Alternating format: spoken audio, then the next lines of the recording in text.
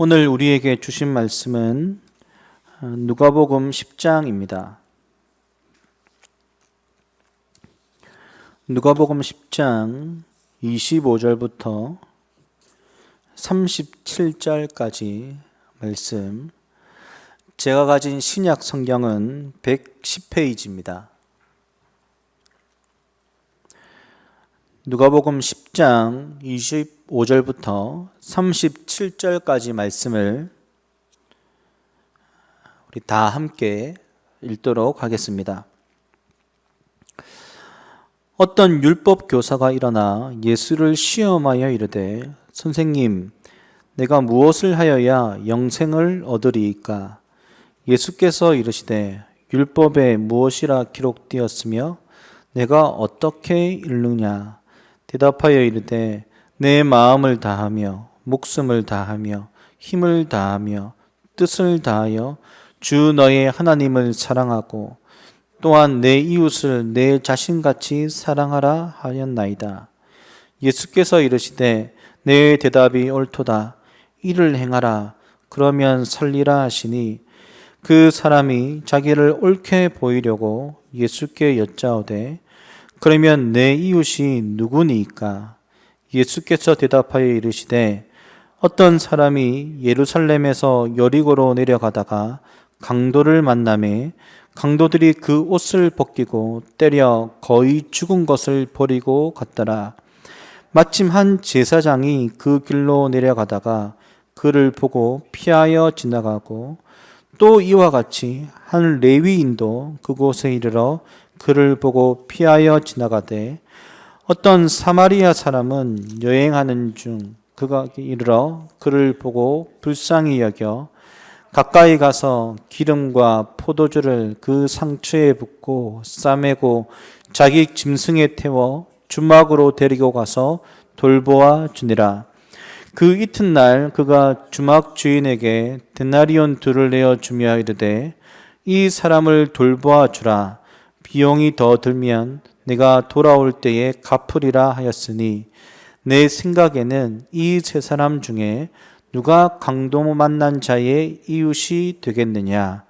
이르되, 자비를 베푼 자니이다. 예수께서 이르시되, 가서 너도 이와 같이 하라 하시니라. 아멘. 이 시간 하나님 나라의 비유 9번째, 선한 사마리아인의 비유라는 제목으로 목사님 말씀 증거해 주시겠습니다.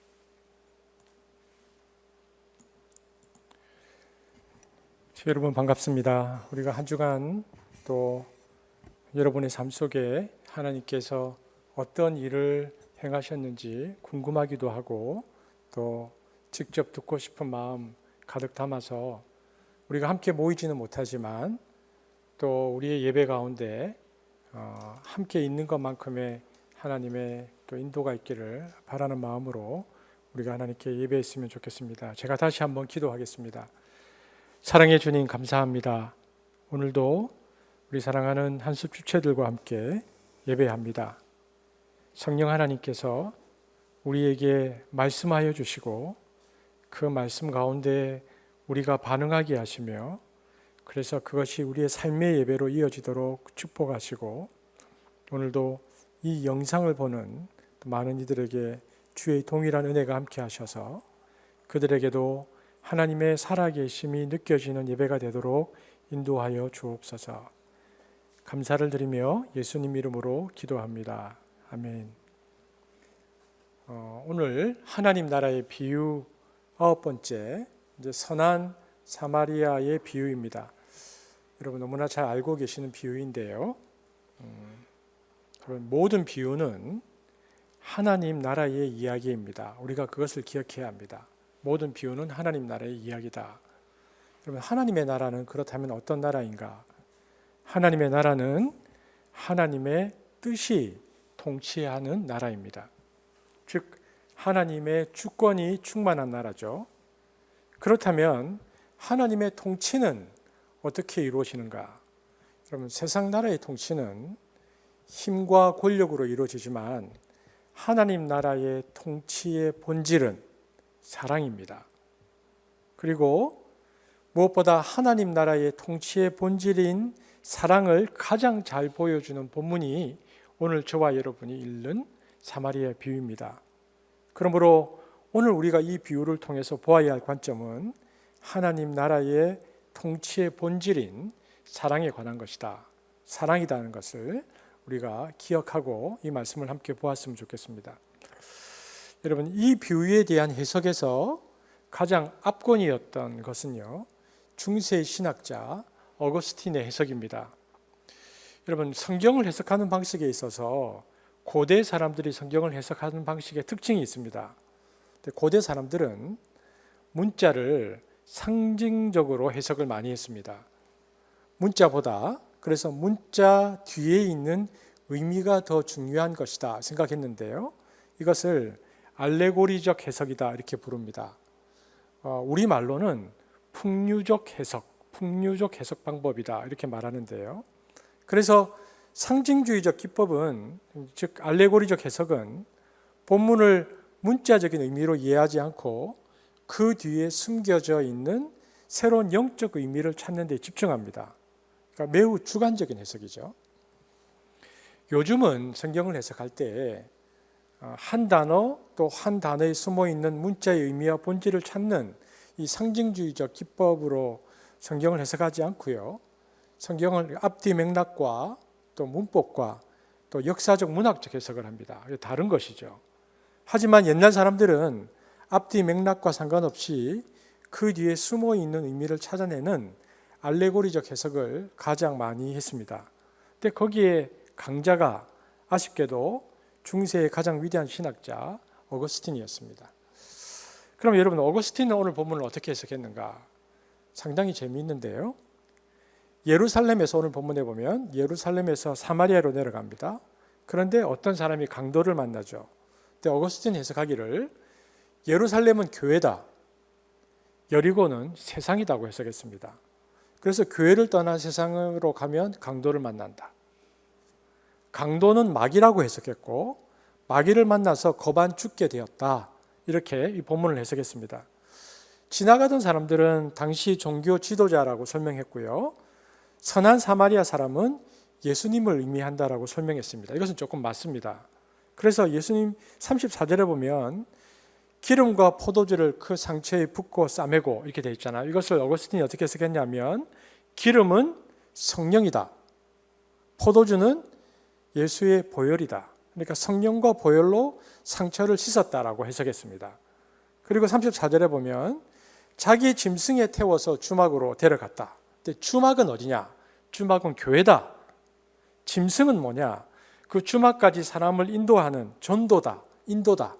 이렇게 얘기했습니다. 그리고 상처 입은 사람이 전도되어서 교회로 온 것이다. 이렇게 해석했습니다. 그리고 35절에 내가 다시 올 때까지 그 사람을 잘 돌봐 주어라. 예수님이 죄인들을 교회에 맡기고 주막 주인에게 부탁을 했다는 겁니다. 여기서 주막 주인은 뭐라고 해석했을까요? 목사다. 이렇게 해석했습니다. 그리고 35절에 보면 내가 다시 돌아올 것이다. 내가 다시 돌아올 것이라는 것은 재림을 이야기하는 것이고요. 근데 그때까지 이 사람을 돌봐줘야 되는데 돌봐주라고 이 사람이 뭘 줬죠? 주막 주인에게 두 동전, 두 데나리온을 줬잖아요. 근데 두 데나리온은 하나는 구약 성경이다, 하나는 신약 성경이라고 해석했습니다. 거의 완벽하죠? 여러분, 그런데 이런 해석에는 약점이 있습니다. 뭐냐면 와서 환자만 데려갑니다. 주막 주인은 안 데리고 갑니다. 그러면 목사는 다 구원받지 못한다, 뭐 이런 얘기가 되는데, 뭐 요즘 시대를 보면 그럴 것 같기도 합니다. 또 맞는 해석 같기도 한데 그런데 이런 해석이 가장 본문을 잘못 해석하는 방식이죠. 하지만 아이러니하게도 이런 해석을 하면 사람들이 은혜를 받고 너무 좋아합니다. 그 이유가 무엇일까요? 여러분, 인류 역사에 있어서 이 상징주의 있잖아요. 알레고리는 모든 사람이 진리를 이해하는 데의 보편적 태도입니다. 그러니까 문자나 말은 기호에 불과하고 항상 그 기호 뒤에 숨은 의미가 있을 것이다. 사람들은 그렇게 생각해 왔죠. 그래서 문자의 의미를 드러내면 이야, 사람들이 너무 좋아한 것입니다. 그래서 이러한 해석은 초대교회 때부터 어거스틴이 있는 중세까지 계속되었습니다. 그리고 한국 교회도요, 옛날에 부흥회를 할 때 이런 해석을 정말 많이 했습니다. 또 이런 해석은 학문을 필요로 하지 않습니다. 들으면 즉각적으로 이해가 됩니다. 할머니부터 술 취한 사람까지 들으면 야, 신기한데? 기가 막힌데? 이렇게 되는 것입니다. 그러니까 이런 알레고리적 해석은요, 전 세계적인 현상입니다. 지금까지 인류가 보편적으로 진리를 탐구할 때 이 방법을 택했는데 요즘도 사람들이 큐티할 때 이런 해석을 잘 합니다. 그리고 은혜를 스스로 너무 받고 뿌듯해하고 그렇게 하죠. 자, 그러나 여러분, 예수님이 정말 그렇게 해석하라고 이 본문의 비유를 주신 것일까요? 그렇지 않다는 것입니다. 그러면 이 비유를 왜 주셨는가? 예수님께서 이 비유를 주신 이유는 29절에 어떤 율법 교사의 질문 때문이었습니다. 한번 같이 읽어볼까요? 예수님께서 이 비유를 주신 이유인데요. 함께 읽겠습니다. 시작. 그 사람이 그러면 내 이웃이 누구니까? 여기 보니까 내 이웃이 누구니까? 라는 질문의 답변으로 주어진 것이 오늘 저와 여러분이 읽은 비유입니다. 그러니까 오늘 이 본문을 해석할 때 여리고가 어디냐? 예루살렘이 어디냐? 두 개의 동전이 무엇이냐? 이런 것이 중요한 게 아니고 오늘 이 본문을 해석할 때의 핵심은 이웃이란 무엇인가? 그것을 가지고 해석을 해야 됩니다. 왜냐하면 율법사가 그것을 질문해 왔고 예수님께서 대답을 그렇게 하셨으니까 해석을 할 때 앞뒤 맥락 문장을 보고 왜 이 비유가 나왔는가를 보고 해석해야 그때 예수님과 바리새인들 사이에 주고받은 대화를 알아듣는 것이지 상징주의적 해석을 하면 안 된다는 것입니다. 그래서 예수님께서 질문하신 그 의도에 맞게 이 문장을 해석해야 문장이 맞습니다. 그런데 성경을 해석할 때 우리는 자주 실수하죠. 특별히 이단들이 이런 해석을 정말 잘합니다. 자, 그러면은 우리가 이제 오늘 우리에게 주셨던 이 본문을 이제 상징주의적 기법으로 보지 않고요. 성경을 이제 어떻게 해석해야 하는지 한번 보겠습니다. 본문의 시작인 25절을 보면 이렇게 되어 있습니다. 자, 25절 함께 읽겠습니다. 시작. 어떤 율법 교사가 일어나 예수를 시험하여 이르되 선생님, 내가 무엇을 하여야 영생을 얻으리이까? 여기 누가 예수님께 왔습니까? 어떤 율법 교사. 율법 교사가 누굴까요? 이때의 율법 교사들은 대다수가 서기관들이었습니다. 여러분, 서기관이 어디서 나오냐면 구약에서요. 이제 히브리어로 소페르라고 하는데 이 서기관들은 모세 율법을 해석하고 가르치는 교사들을 서기관들이라고 불렀습니다. 구약 성경에서. 구약에서는요. 근데 본래 서기관은 고대 이집트에 있었던 제도였습니다. 그런데 이스라엘도 다윗 왕 이후에 이 서기관을 두어서 국가의 중요한 어떤 것을 기록하게 하고 때로는 왕의 비서의 역할을 하면서 율법을 필사하는 역할도 이 서기관에게 맡겼습니다. 그리고 그 이후에는 어떻게 발전했냐면 모세의 이 오경, 모세 율법을 연구하고 가르치면서 율법에 정통한 종교 생활의 지도자로 이들이 변모되고 존중받게 되었습니다. 그런데 이 서기관은 전문직이라서 서기관이 되고자 하는 자는 오랜 교육과 훈련을 거쳐서 그 각 단계의 자격을 획득해야지만이 서기관의 역할을 할 수 있습니다. 지금 우리가 성경에서 이제 성경 읽기를 하고 있는데요. 대표적 성경의 이 서기관 인물이 누굽니까? 에스라입니다. 에스라가 대표적인 서기관입니다. 그러니까 신약 시대에 오면요. 신약 시대의 서기관들도 굉장히 성경에 능한 자들이었습니다. 그런데 예수님 당시의 율법 교사들은 대다수가 서기관들이었고요. 그리고 우리가 지난주에도 살펴보았지만 일부 제사장들, 사제들, 그리고 레위인들을 포함해서 제사장들, 레위인들, 서기관들이 묶여져 있는 이 파가 바리새파다라고 말합니다. 그러니까 바리새파로 들어가 보면 서기관들이 있었고요, 사제들이 있었고 그 안에 레위인들이 있었습니다. 그런데 이들의 숫자가 헤로드 왕 때에 약 6천 명 정도 되었습니다. 그러니까 사두개인 숫자보다 훨씬 많아요. 사두개인 숫자가 그 당시 한 4천 명 정도 되었는데 헤로드 왕 때에 바리새파 숫자는 6천 명으로 숫자가 더 많았고요. 이들은 우리가 지난주에도 살펴보았지만 그 반로마적 정서를 갖고 있는 대다수 유대 민중의 지지를 발판으로 해서 친로마 세력인 사두개 정치 세력에 대항하는 지방 종교 세력으로 급격히 부상하고 있었습니다. 그러니까 이들은 친로마파이자 예루살렘 성전 세력의 그 신흥 귀족들에 대한 그 대다수의 유대인들에 대해서 그 저항적 정서를 대변하는 사람들이었는데요. 더 나아가서는 여호와를 경외하는 철저한 율법적 경건의 모범을 보임으로써 당시 사두개파와 이렇게 투쟁을 하면요, 언제나 바리새파들이 승리하곤 했습니다. 예수님께서 돌아가실 당시에 AD 30년경에는 유대 식민지 의회인 산헤드린이 있었는데요.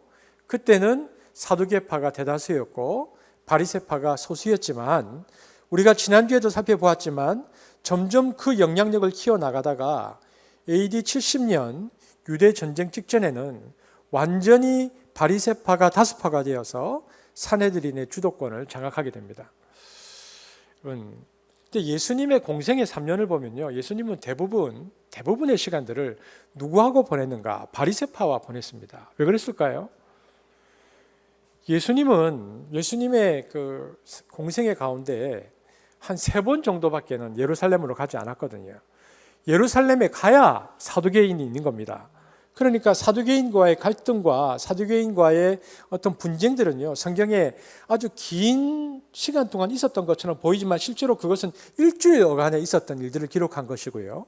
예수님의 시간들은 회당으로 흩어져 있는 바리새인들과 예수님께서 함께 생활하셨습니다. 그래서 사두개파와의 갈등이나 조우는 예수님의 공생에 한 번 혹은 많이 잡아도 3번 정도밖에 이루어지지 않았고, 예수님은 바리새파와 늘 갈등과 논쟁을 하셨죠. 그런데 그 사두개파가, 예루살렘에 있었던 사두개파는 성경 해석에 있어서 그리스 철학의 영향을 너무 많이 받아서 조금 전에 얘기했던 상징주의적 해석을 너무 많이 했습니다. 그런데 바리새파는 그렇지 않았어요. 바리새파는 경전으로서의 율법 해석을 고수했죠. 그러니까 바리새파의 성경 해석이 훨씬 더 올바랐습니다. 그래서 예수님께서 갈등도 바리새파와 가장 많았지만, 그러나 예수와 바리새파의 신앙은 상당한 부분에서 서로 유사성이 많았습니다. 예를 들어서 율법의 권위를 인정하는 것들이라든지, 혹은 자선과 기도와 금식을 강조한 것이라든지, 회당 예배 혹은 죽은 자의 부활과 심판에 대해서 예수님과 바리새파는 일정 부분 상당히 사두개인에 비해서 아주 유사하고, 그리고 그 신학이 비슷한 것이 많았다는 것입니다. 그러니까 바리새파 입장에서는 너무 헷갈리는 겁니다. 분명히 사두개파는 아닌데, 근데 저 사람이 우리 편인 것 같기도 하고, 왜냐면 부활도 있다고 하고 천국도 있다고 하니까 사두개파는 부정하는데, 그런데 또 말하는 거 보면 아닌 것 같기도 하고, 그러니까 이 바리새파 입장에서 헷갈리는 겁니다. 우리 편인가 아닌가. 그래서 예수님을 테스트하고자 했습니다. 그러니까 오늘 이 본문 25절에 보면 이 질문은 예수를 믿고 존경해서가 아니고 예수가 우리 편인가 아닌가를 테스트해 보려고 예수님께 던져진 의도된 질문입니다. 자, 그러면 한번 11장 25절을 한번 보겠습니다. 자, 그런 관점에서 읽어보겠습니다. 시작. 어떤 율법 교사가 일어나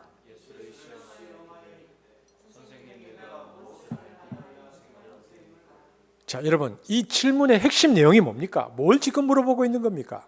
바리새파가 우리 편인지 아닌지를 확인하려고 무엇을 지금 질문하고 있습니까? 무엇을 하여야 영생을 얻습니까? 이거 구원입니다. 그러니까 바리새파의 구원론을 가지고 왔습니다.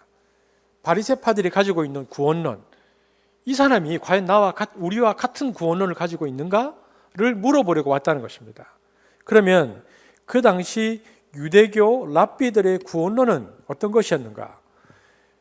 유대교 랍비들의 구원론, 바리새파의 구원론은 율법을 듣고 율법을 행하면 그 행위의 의가 쌓여서 천당 간다.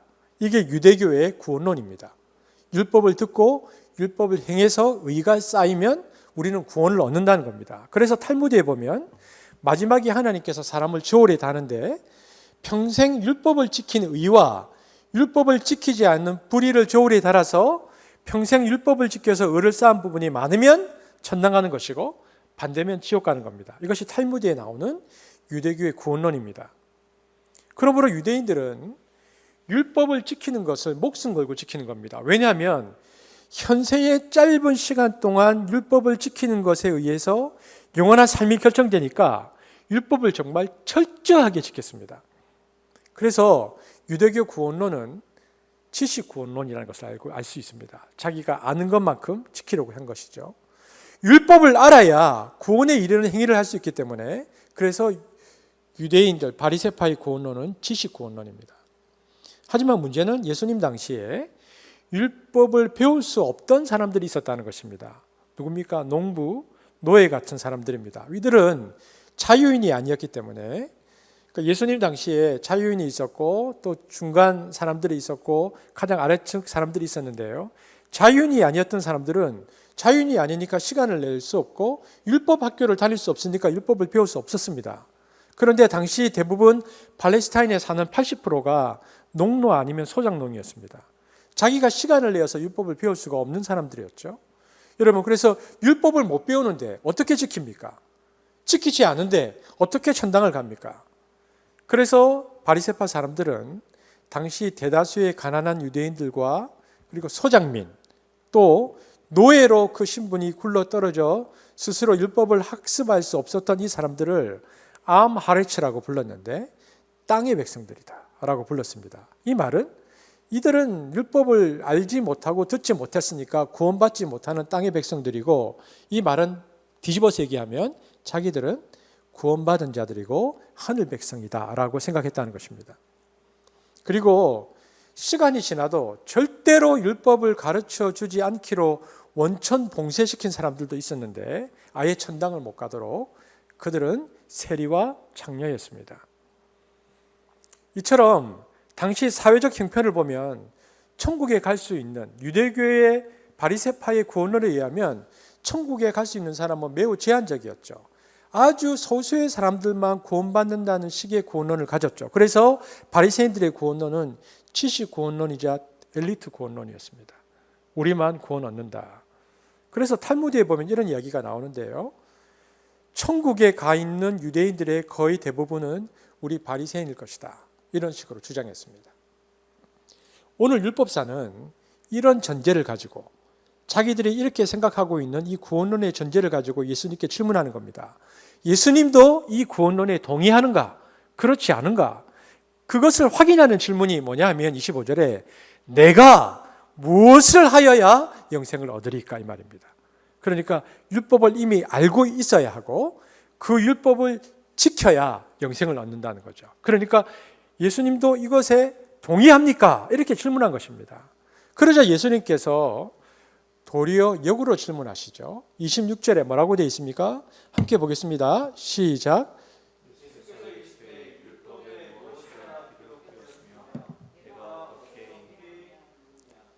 무엇을 해야 될지는 이미 성경에 기록되어 있다는 겁니다. 예수께서 이르시되 율법에 무엇이라 기록되어 있느냐? 예수님께서 성경에 있지 않느냐? 네가 그것을 어떻게 읽었느냐? 너의 질문은 성경에 있다. 너는 그것을 어떻게 읽었느냐라고 질문합니다. 그러자 율법학자가 대답합니다. 누가복음 11장 27절 시작. 대답하여 이르되 내 마음을 다하며 목숨을 다하며 힘을 다하며 뜻을 다하여 주 너희 하나님을 사랑하고 내 자신같이 사랑하라 하였나이다. 성경의 가장 큰 주제를 딱 말하는데 율법학자가 하나님 사랑, 이웃 사랑입니다. 이렇게 말합니다. 여러분 마태복음 22장 10절에 보면 이것을 뭐라고 말하냐면 이 두 계명이 온 율법과 선지자의 강령이다 이렇게 얘기했습니다. 그러니까 딱 이렇게 얘기한 거죠. 정답을 말한 거죠. 그러니까 예수님께서 그를 칭찬하셨습니다. 그래서 누가복음 11장 28절에 이렇게 말합니다. 예수께서 이르시되 내 대답이 옳도다. 여러분, 그런데 이 질문에서 문제가 뭐냐 하는 것입니다. 문제는 하나님을 사랑하고 이웃을 사랑하는 것이 중요한 것이긴 한데 하나님 사랑과 이웃 사랑이 나누어지는가 하는 부분입니다. 여러분, 하나님 사랑과 이웃 사랑은 나누어지지 않습니다. 누가복음 11장 27절 다시 한번 볼까요? 시작. 하나님을 사랑하고 또한 내 이웃을 내 자신같이 사랑하라. 그러니까 여러분, 이 또한은 같은 것입니다. 근데 문제는 하나님 사랑은 우리 내면적인 거니까 안 보이는 거죠. 내가 하나님을 얼마나 사랑하는지 어떻게 알겠습니까? 그런데 중요한 것은 우리 내면 안에 보이지 않는 이 하나님 사랑이 바깥으로 드러날 때는 무엇으로 나타나야 되는가? 이것이 이웃에 대한 사랑으로 나타나야 한다는 것입니다. 마치 참된 믿음은 사도 바울이 말했던 것과 야고보가 말했던 것, 그러니까 믿음은 실천으로 증명되듯이 참된 믿음이 하나님에 대한 사랑은 이웃에 대한 사랑으로 증명되어야 이 사람이 진짜 하나님을 사랑하는지를 아는 거죠. 그리고 바리새인들의 구원론에 의하면 선지자의 율법과 성경의 중심 주제인 하나님과 이웃 사랑을 행해야, 그것을 행해야 구원을 받는데 하나님을 사랑하는 것은 보이지 않는 것이기 때문에 눈에 보이는, 즉 측정 가능한 이웃 사랑을 잘해야 구원을 받는다고 그들이 생각했습니다. 그래서 바리새인들에게 있어서는 구제가 중요했습니다. 왜냐하면 내가 이렇게 하고 이것이 하나님을 사랑하는 내 마음의 표현이고 이렇게 행해야 우리가 구원을 받는다. 근데 예수님께서 이 얘기를 딱 들으시고 예수님도 대답이 옳다 하시고 행하며 산다고 하셨습니다. 누가복음 11장 28절 한번 같이 읽어볼까요? 시작. 예수께서 이르시되 내 대답이 옳도다. 이를 행하라. 그러면 살리라 하시니. 율법교사가 예수님께 27절에 이제 이렇게 대답을 하니까 예수님께서 내 대답이 옳도다. 이를 행하라 말씀하셨습니다. 여러분, 우리는 이 예수님의 대답을 듣고 있느라면 우리도 고개가 갸우뚱거리십니다. 그러면 바리새인이 가져왔던 구원론처럼 예수님의 구원론 역시 행위 구원론인가? 왜 예수님도 옳다고 얘기하고 그가 말했던 것처럼 행하라고 말씀하셨을까? 행위 구원론은 무엇인가를 실천해야 구원받는 것인데 과연 그런가? 여러분, 예수님은 바리새인과 달리 율법에 대해서 어떻게 가르치셨습니까? 여러분, 산상보훈을 보면 예수님은 5, 6, 7장에서 율법을 아주 독특하고 새롭게 해석하셨죠. 여러분, 산상보훈의 강조점, 5, 6, 7장의 강조점이 무엇입니까? 산상보훈의 주제는요, 어떻게 우리가 하나님 나라에 들어가는가? 여기 보면 Entering of Kingdom of God라고 되어 있습니다. 산상보훈의 주제는 우리가 하나님 나라를 어떻게 하면 들어갈 수 있는가? 이게 산상보훈의 주제입니다. 그래서 마태복음 5장 20절에 보면 우리가 하나님 나라에 어떻게 들어갈 수 있는가를 설명하고 있는데 함께 읽어볼까요? 시작. 내가 너희에게 이르노니 너희 의가 서기관과 바리새인보다 더 낫지 못하면 결코 천국 하나님 나라에 들어가지 못하리라. 여러분, 하나님 나라에 어떻게 들어갈 수 있다고 말합니까? 조금 전에 이 서기관들과 바리새인이 질문했던 것처럼 서기관과 바리새인들의 의보다 더 나아야 가능하다. 그들보다 더 나은 의는 무엇입니까? 예수님은 그래서 율법을 이렇게 적용하셨죠. 마태복음 5장 21절 시작. 옛 사람에게 말한 바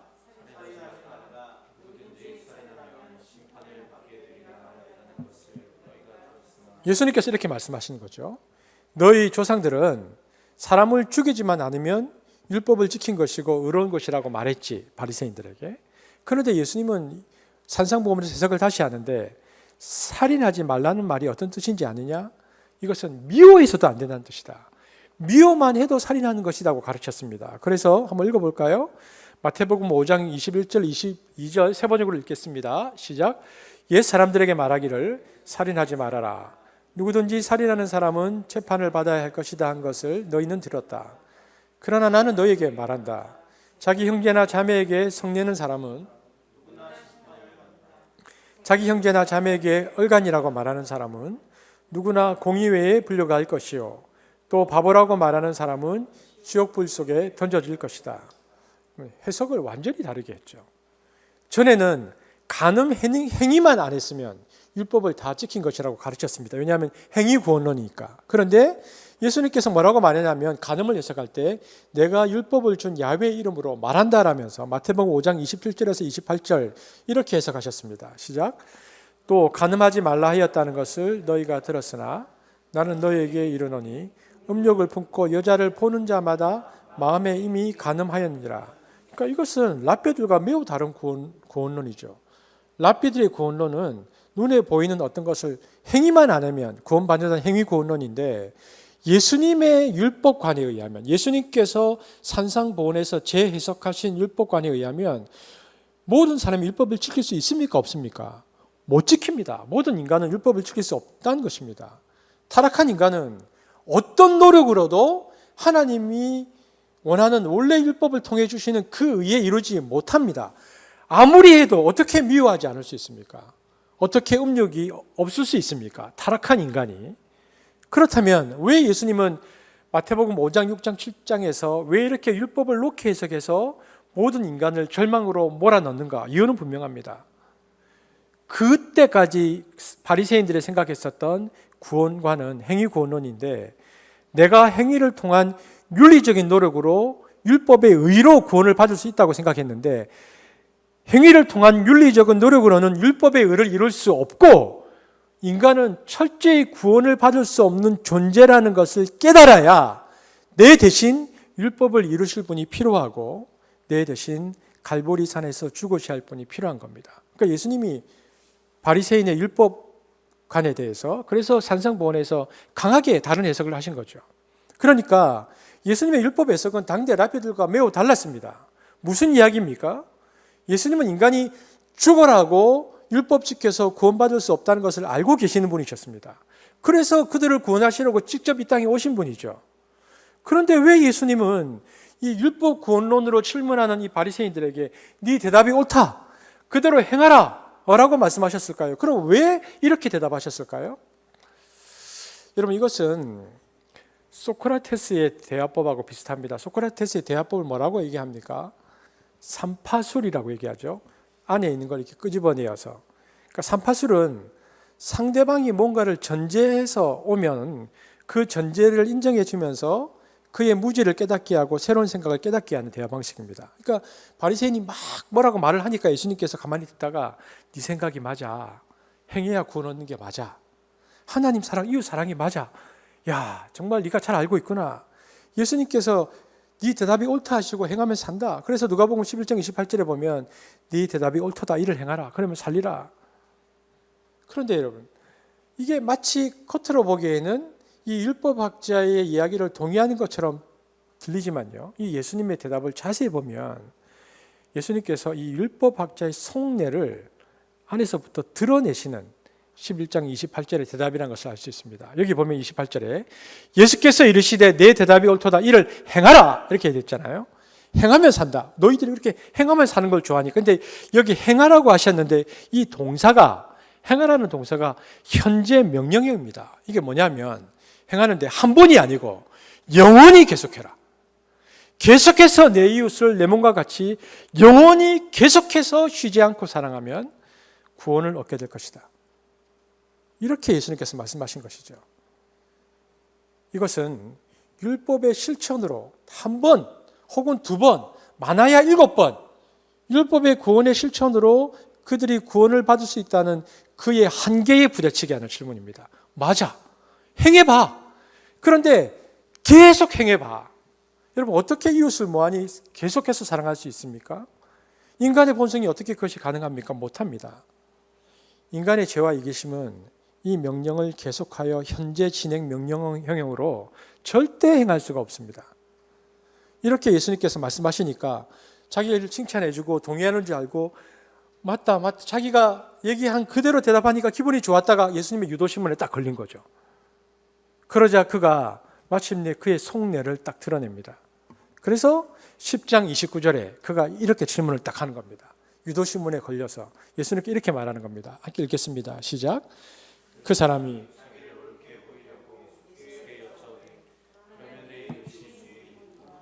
여러분 여기를 딱 보면 이 당시 바리새인들이 어떤 생각을 했는지가 명확히 나옵니다.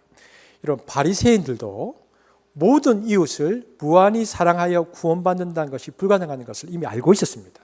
예수님 말하기 전에.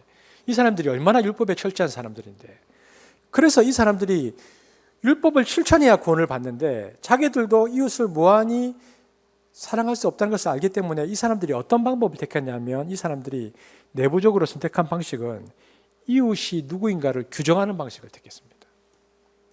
이웃을 무한대로 확대하면 자기들이 행할 수가 없거든요. 구원을 못 받잖아요. 이것을 좁혀야 합니다.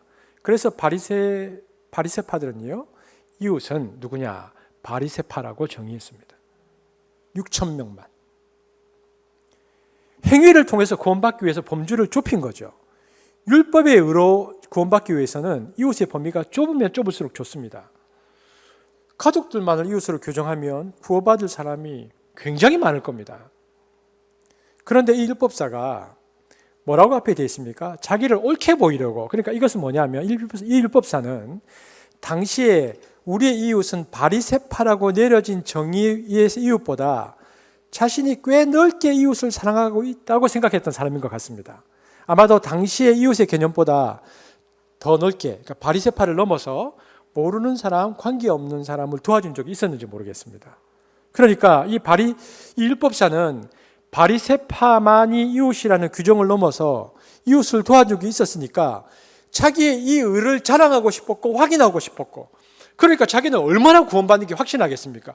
그 바리새파만 사랑해도 구원받는데 그것을 넘어섰으니까. 그래서 이 율법 교사가 자기를 옳게 보이려고 이 질문을 했다고 그의 동기를 딱 성경 저자가 끄집어냈습니다. 예수님은 이 질문을 들으시고 뭐라고 답하셨는가? 이것은 질문부터 잘못된 거다.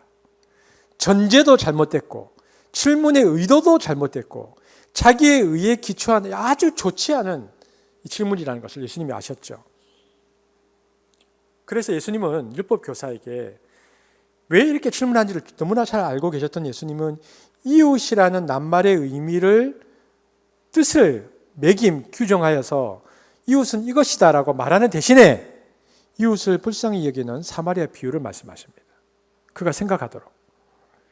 그리고는 이 비유를 다 들려준 다음에 거꾸로 사마리아 비유를 말한 다음에 거꾸로 질문을 던지시는데, 이 질문이 바리새인이 예수님께 던졌던 질문과 완전히 다른 질문을 던지십니다. 36절에 이 비유의 끝에 예수님께서 바리새인에게 이렇게 질문하십니다. 보겠습니다. 시작. 내 생각에는 이 세 사람 중에 누가 강도 만난 자의 이웃이 되겠느냐. 보세요. 바리새인의 질문은 이웃은 누구인가가 이미 규정되어 있고 확인하려고 했던 질문입니다. 그의 관심은 예수님께 이웃을 정의해주고 그 한계를 그어달라. 그러니까 예수님이 네가 생각하는 바리새파가 맞다 그러면 자기가 얼마나 확신한 겁니까? 그리고 예수님도 맞다고 그러면 자기하고 같은 생각을 갖고 있다는 거죠. 여러분, 모세율법에 보면 이웃이라는 용어가 자주 등장합니다. 이 단어가 제일 처음에 모세율법에는 어떻게 쓰였냐면 처음에는 동족 이스라엘 사람을 가리키는 용어였습니다. 그런데 시간이 지남에 따라서 이웃이라는 개념의 적용 범위가 점점 축소되어 가서요, 나중에 예수님 당시 1세기 굳어진 유대인의 윤리관에 따르면 같은 이스라엘 사람이라도 모르는 사람, 관계없는 사람, 멀리 떨어져 있는 사람은 이웃의 범주에 들어가지 않았기에 도와주지 않아도 문제가 되지 않는 문화, 그 문화가 사회 전반에 자리 잡고 있었습니다. 그러니까 이웃의 개념이 동족 이스라엘 전체에서 아는 사람, 관계에 있는 사람, 가까운 사람으로 축소되었다가 마침내 바리새인이 딱 정점을 찍는데 바리새파만 이웃이다라고 규정했던 것입니다. 그래야만 이웃에 대한 사랑 실천이 가능하고 그래야만 구원을 받을 수 있다고 생각했기 때문이죠.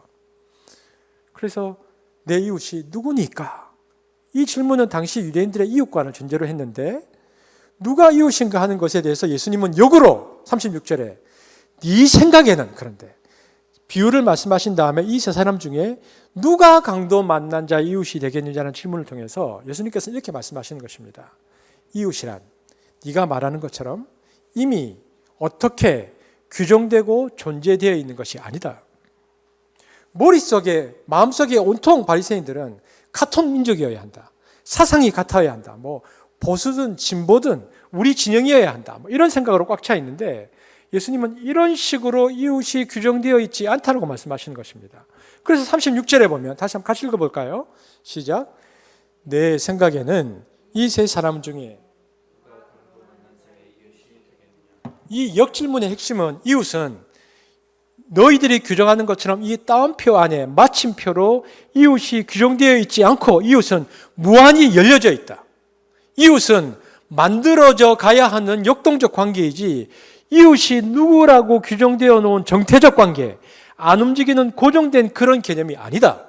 이웃의 개념은 그런 개념이 아니다라고 예수님께서 본질을 말씀하셨죠. 너는 이웃을 잘못 이해하고 있다. 이웃이란 규정되어 있지 않은 것이다. 누구는 내 이웃이고 누구만 내 친구들이라고 규정이 안 되는 것이 이웃이다. 무한히 확대되고 무한히 열려있기에 너희들은 이웃을 무한히 만들어가야 하는 존재야 라고 예수님께서 바리새인에게 말씀하신 것이죠. 그러니까 율법학자의 이웃이 누구입니까? 라는 질문에 이웃은 규정되지 않는다고, 이웃이란 되어져 가는 것이라고 말씀하신 그 이야기 사이에 오늘 이 비유가 있는 것입니다. 오늘 그럼 이 비유의 내용을 조금 살펴보겠습니다. 이 비유 내용은 간단한데요. 이스라엘 사람으로 간주되는 어떤 사람이 예루살렘으로부터 여리고로 내려가고 있었습니다. 30절 시작. 어떤 사람이 예루살렘에서 여리고로 내려가다가, 여러분 머릿속에 지도가 좀 그러십니까? 예루살렘 여리고. 이제는 여기 보면 여리고는 예루살렘에서 동쪽으로 27km 떨어져 있는데 이 두 도시 여리고와 예루살렘은 이 산악지대 협곡을 지나야 됩니다. 길 양쪽으로 그래서 험한 바위와 동굴이 많아서 강도들이 숨어 있기에 굉장히 알맞은 길이었죠. 여기 지도에도 나오지만 예루살렘에서 출발해서 여리고에 이르는 길은 고도가 1100m 낮아지는 내리막길입니다. 그러니까 고도 차이가 굉장히 많이 나요. 1100m나 고도 차이가 나고요. 그리고 위에와 아래쪽은 온도 차이도 많이 났어요. 그래서 이 밑에 여리고에 있는 여리고성은 예수님 공생의 당시에 헤롯 왕조의 겨울 궁전이 있었어요. 따뜻했기 때문에. 또 풍부한 지하수 덕분에 화려한 도시를 형성했죠.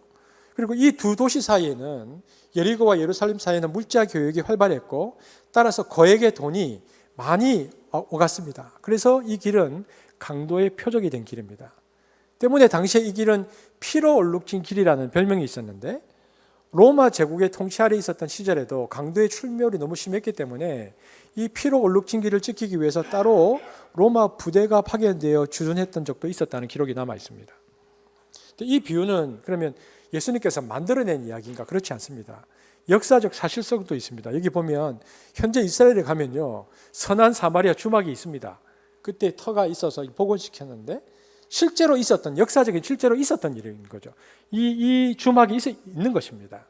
그러니까 이 단독 여행자가 예루살렘에서 이제 여리고로 가고 있었는데 떼강도를 만납니다. 강도들이 옷을 벗기고 거의 죽은 사람처럼 길가에 두고 가버렸죠. 30절에 보니까 떼강도를 만나는데 시작.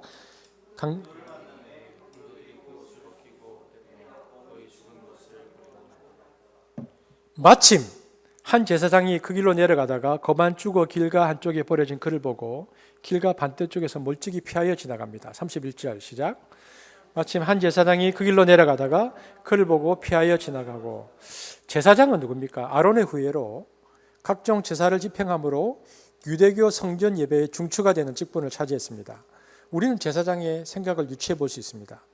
나는 성전에서 일하는 거룩한 몸인데 저 사람이 살았는지 죽었는지도 잘 모를 지경인데 만약 죽기라도 한다면 내가 시체를 만짐으로 나 스스로를 더럽히는 것이 되는데 저 사람을 보아하니 하나님이 치셔서 저 지경이 된 것 같은데 내가 그를 돕는다면 내가 부정하게 되고 내가 하나님의 뜻에 거역되는 것은 아닌가? 제사장은 이렇듯 자기 합리화로 양심의 가책을 무마하고는 지나간 것 같습니다. 즉 강도 만난 사람은 이 제사장으로부터 어떤 도움도 받지 못했습니다. 그러자 레위가 그 길을 내려가다가 거반 죽어 길가 한쪽에 버려진 그를 보고는 또 길가 반대쪽에서 멀찍이 피하여 지나가 버립니다. 32절 시작. 또 이와 같이 한 레위인도 그곳에 이르러 그를 보고 피하여 지나가되. 여러분 레위는 지금 그 성경 읽고 계시는 분들, 레위는 어디 나옵니까? 이스라엘 지파 가운데 레위 지파는 출애굽 당시에 모세 편에 있어서 금송아지 숭배에 대항한 지파입니다. 그래서 레위 지파는 언약궤를 운반하는데, 언약궤를 운반한 지파인데 세상의 일은 하지 말고 하나님 섬기기에 전념하라는 하나님의 배려에 의해서 그들은 역사적으로도 땅을 분배받지 않습니다. 하나님은 레위 사람들이 다른 지파들의 11조로 살게 하셨습니다. 그 레위 사람들이 하는 주 일은 제사장을 돕는 것인데, 레위 사람들은 제사를 준비하고 또 제사 후에 그 엄청난 그 찌꺼기들 청소를 다 맡아 있습니다. 그들은 성전을 돌보고 지키는 책임을 맡았죠. 그리고 그들은 성전에서 성가대로 활동했는데 아침 저녁으로 하나님을 찬양하고 제사가 드려질 때마다 특별 성가를 불렀던 사람들이 레위인들입니다.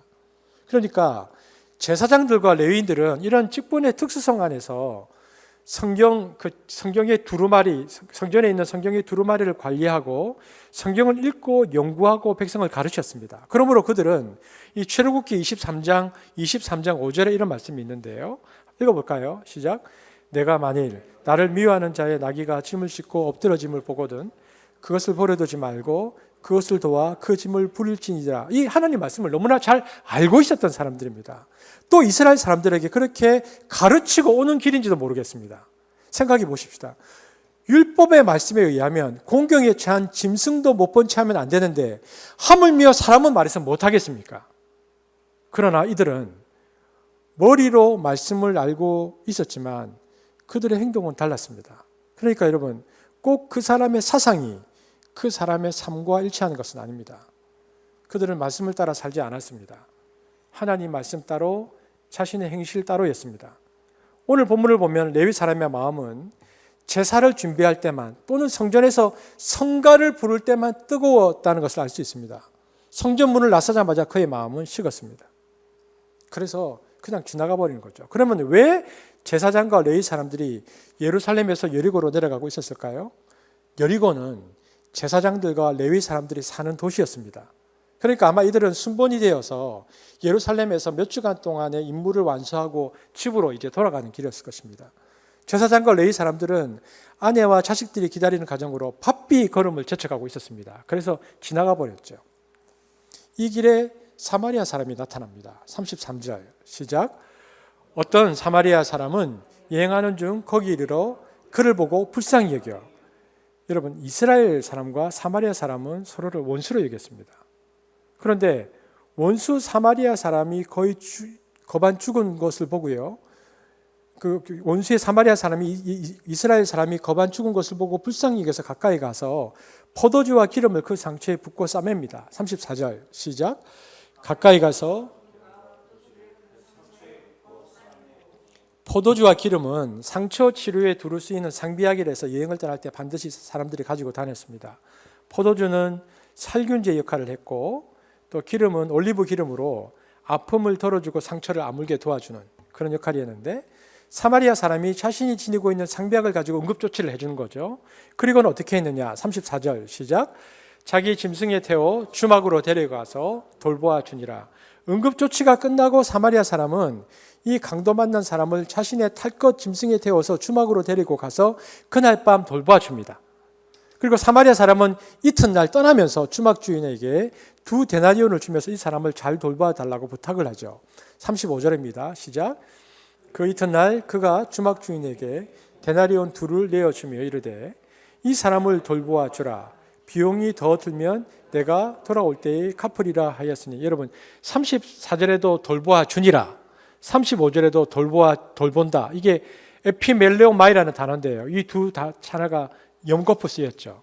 사마리아 사람은 뭐라고 말했냐면 주인에게 내가 어제 저녁에 이 사람을 돌보아 주던 그 모습, 그 퀄리티 그대로 이 사람을 돌봐주라. 수준 보장을 주인에게 다짐합니다. 이 정도로 돌봐주셔야 된다. 그리고는 35절에 비용이 더 들면 내가 돌아올 때 갚을 것이다 말합니다. 헬라 원전은 내가를 강조합니다. 이러한 표현은 빚이 있으면, 돈이 더 들렸으면 빚은 저 사람이 지는 게 아니고 내가 갚는다. 책임 소재를 분명히 하고 갔습니다.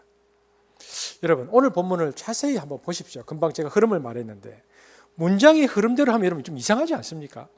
여러분, 이 문장을 쭉 읽으면 여러분 이상한 거 못 느끼십니까?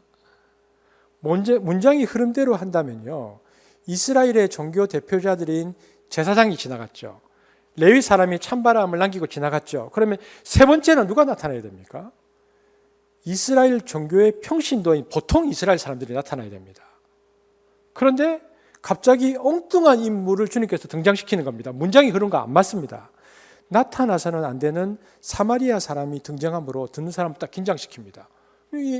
그냥 이스라엘 사람들이 나타나야 되는데, 당시 이웃의 개념으로 바라볼 때 이것은 불가능한 연결을 예수님이 시키신 겁니다. 하나님으로부터 선택된 특별한 사람들은 하나님의 뜻을 저버렸는데, 하나님으로부터 저주받았다고 생각되는 사람은 하나님의 뜻을 실천한다는 이 내용은 듣는 사람으로 하여금 너무 놀라게 만드는 겁니다. 전혀 연결이 안 되는 사마리아의 등장에 놀라고 그의 행동에 깜짝 놀랍니다. 이 비유는 당시의 상황을 이해하고 바라본다면 굉장히 파격적인 도전입니다.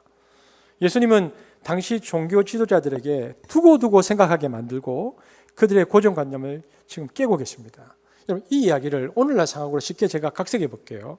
어떤 한국 사람이 인천에서 안산으로 내려가다가 떼강도를 만났어요.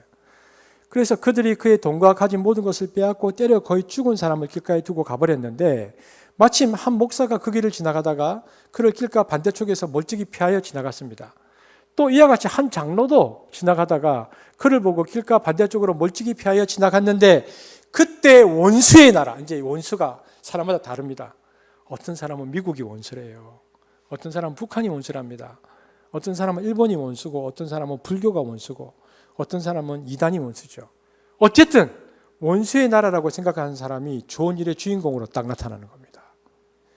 주님이 존이라는 사람의 예를 드는데, 우리가 제일 싫어하는 민족을 대입해서 주인공을 딱 두는 겁니다. 그러면 우리가 암만 그 내용이 좋아도 기분 나쁘죠.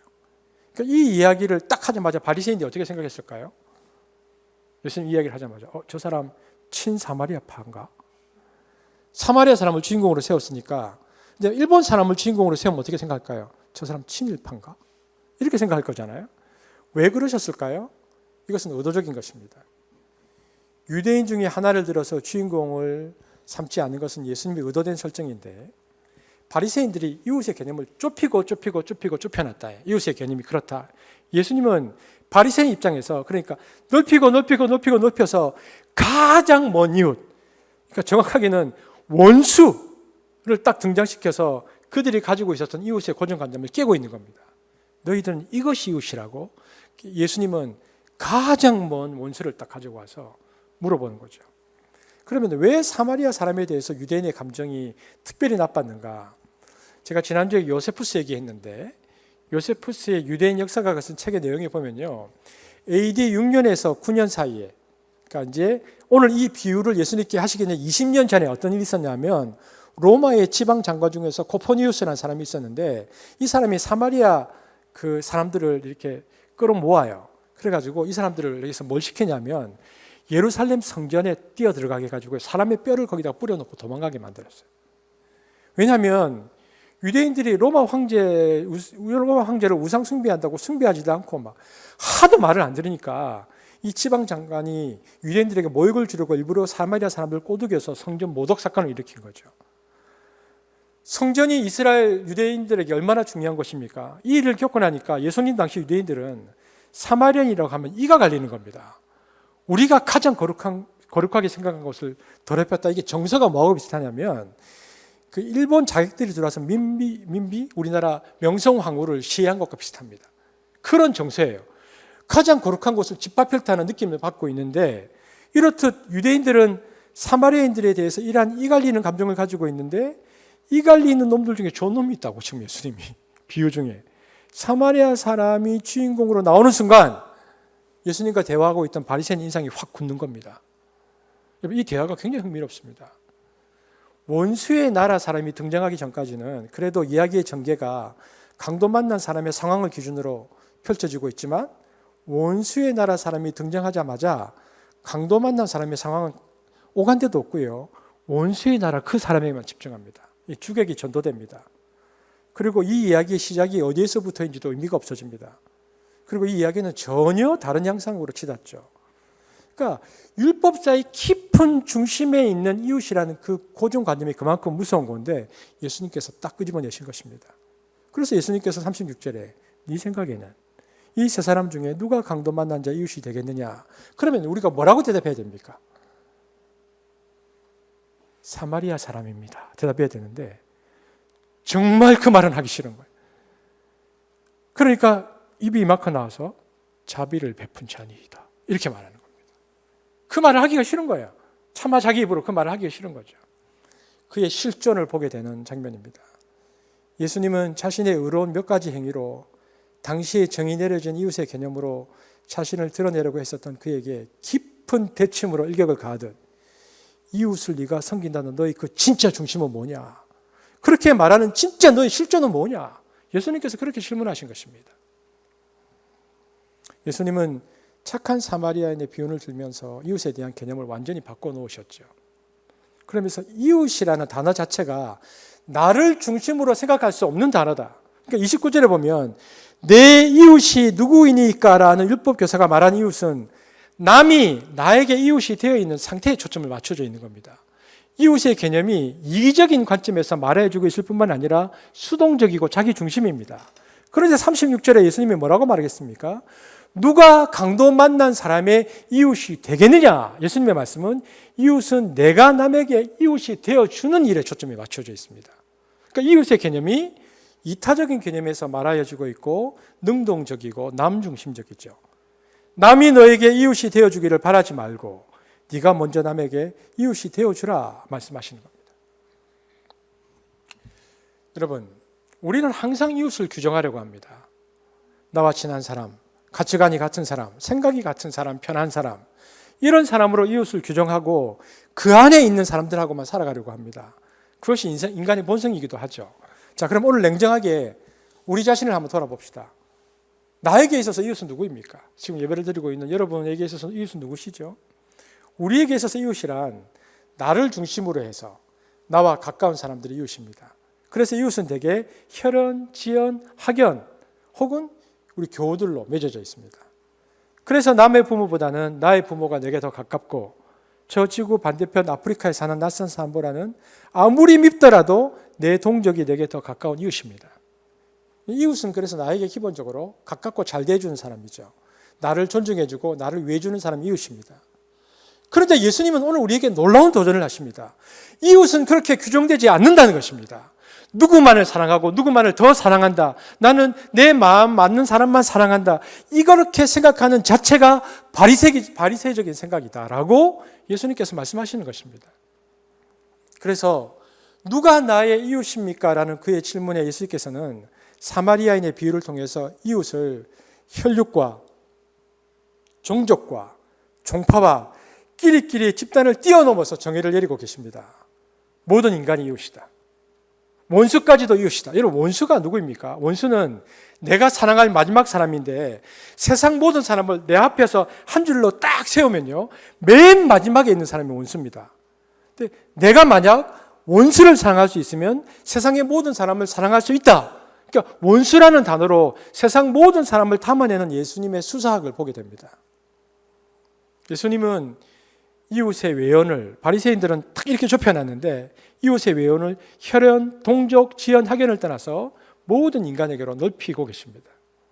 내가 생판 모르는 저 배고픈 사람, 목마른 사람, 헐벗은 사람, 감옥에 갇힌 사람, 난민 수용소에 있는 사람, 병든 사람, 그리고 지구 반대편에 사는 아프리카에 굶어 죽어가 있는 사람에게까지, 그리고 지구 끝, 우주의 끝까지, 천지의 창조 순간까지 예수님께서 지금 온 우주를 나의 이웃으로 받아들이라고 이웃의 그 범주를 넓혀주시죠.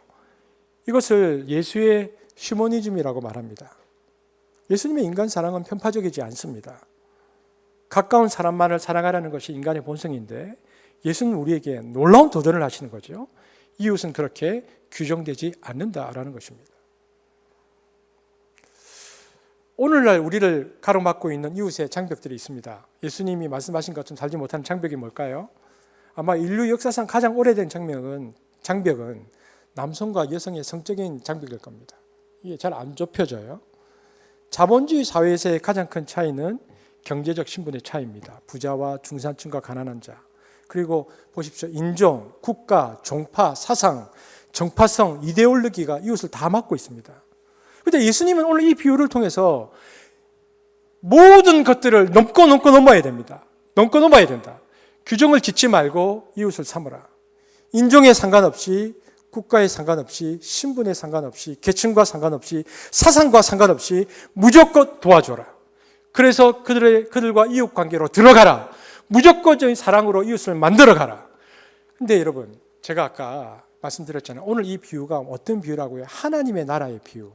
하나님 나라는 어떤 원리로 통치되는가? 사랑으로 통치되는 나라이기 때문에. 그래서 왜 그래야 하는가?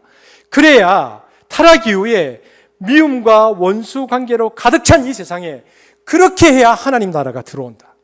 그렇게 해야 하나님 나라가 세워진다. 이것이 예수님의 가르침입니다. 이래서 예수님은 이웃을 규정하지 말고 누구든 상관없이 무조건 사랑으로 돌보고 베풀어서 이웃을 계속해서 만들어가서 이웃을 넓혀서 그 이웃을 계속 확장하다 보면 마지막에 제일 마지막 사람 원수가 사라지고, 원수가 사라진다는 말은 미움이 사라지고, 그때 하나님 나라의 다스림이 이 땅 가운데 완벽하게 실현되고 들어온다고 말씀하시는 건데요. 이것은 굉장한 사상입니다. 그러니까 예수님께서 말씀하시는 사랑이라는 사상은 우리가 생각하는 감성적인 것이 아닙니다. 이것은 굉장한 도전적인 사상입니다. 예수님은 그래서 유대인의 율법 교사에게 이렇게 질문하시죠. 26절에 보면 내가 어떻게 읽느냐? 28절에 내 대답이 옳도다. 37절에 너도 이와 같이 하라. 여러분, 이 질문의 패턴은요, 마치 패트리어트 미사일이 목표 지점에 정확하게 도달하는 것처럼 바리새인들이 꽁꽁 감싸고 있던 그들의 구원관 교만, 그들의 생각의 외연을 뚫고 들어가서 그들의 실존을 직면하게 하는 질문입니다. 가서 하라. 아까도 말씀드렸지만 현재 명령형입니다. 무슨 이야기입니까? 영원히 계속되어야 된다. 한 번만 하면 안 된다. 현재 명령은 ing입니다.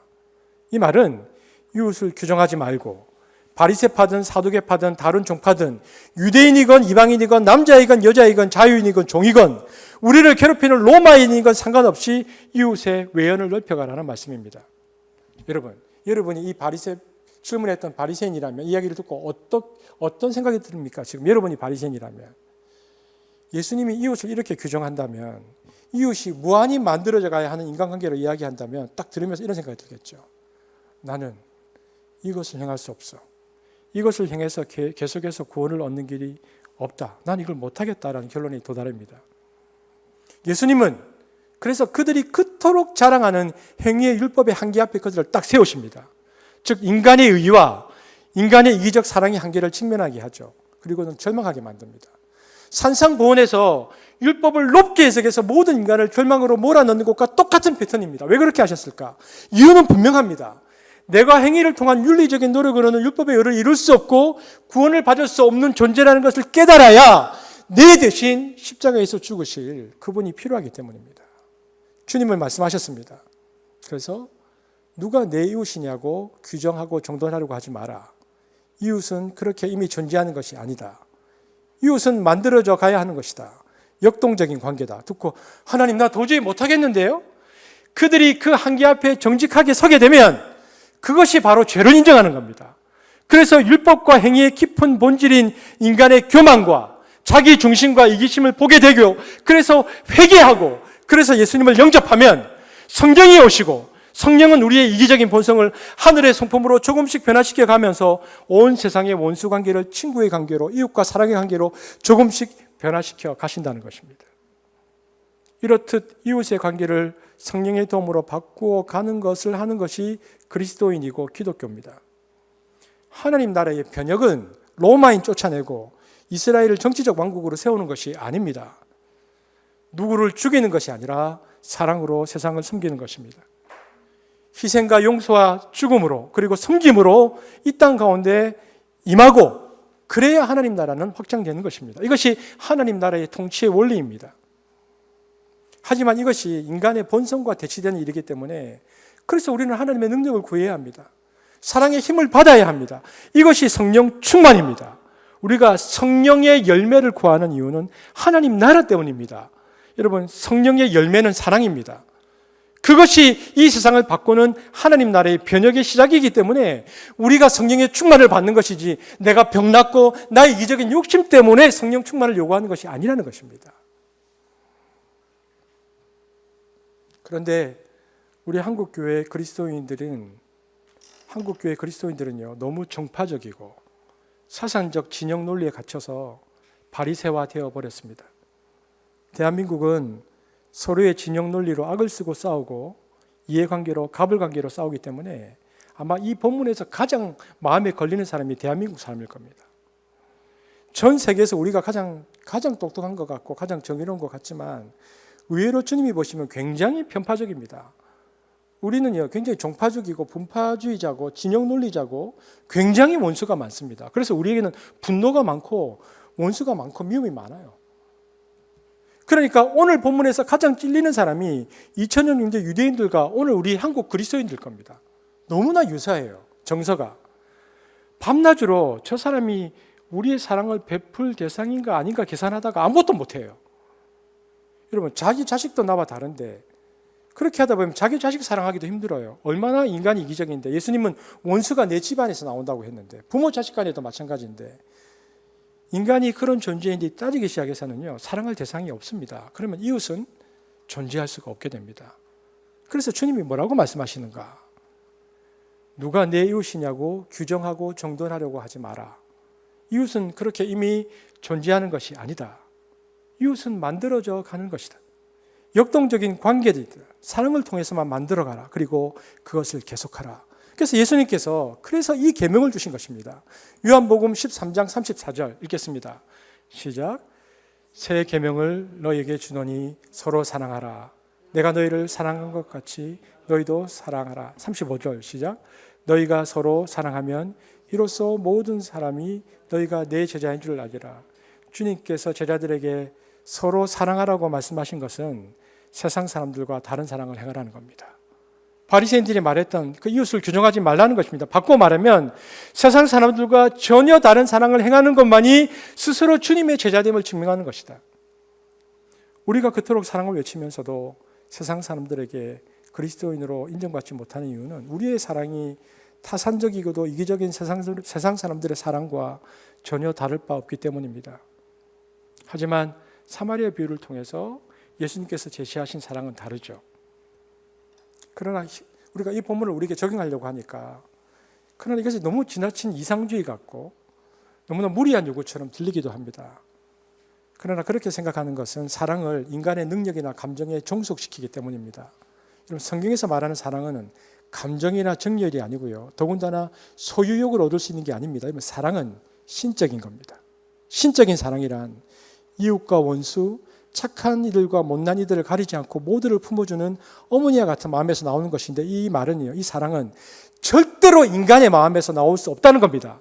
절대로 우리에게서 나올 수 없어요. 그래서 그 독일 나치에 항쟁하다가 39살에 그렇게 이슬로 사라진 보네퍼 목사님은 성령이 임하면 비판이 그쳐지고 사랑이 시작된다 그랬습니다. 그가 마지막까지 사랑으로 그 일들을 했는데요. 그래서 무엇보다 그래서 오늘 본문은 그러나 나의 결단과 내가 이렇게 왜냐하면 너도 이와 같이 하라고 했으니까 그 결단과 무엇보다도 성령의 도우심으로 그 가능성이 열린다.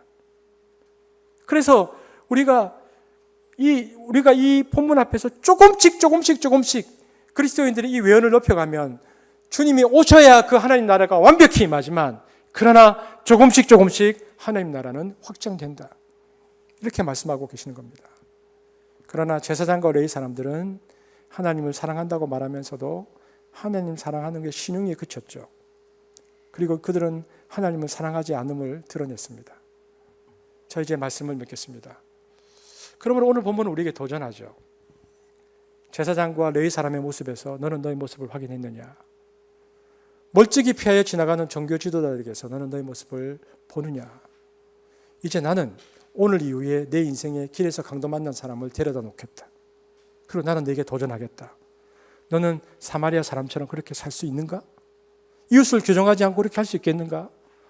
너도 이와 같이 하라. 우리는 이 말씀 앞에 정직하게 서야 합니다.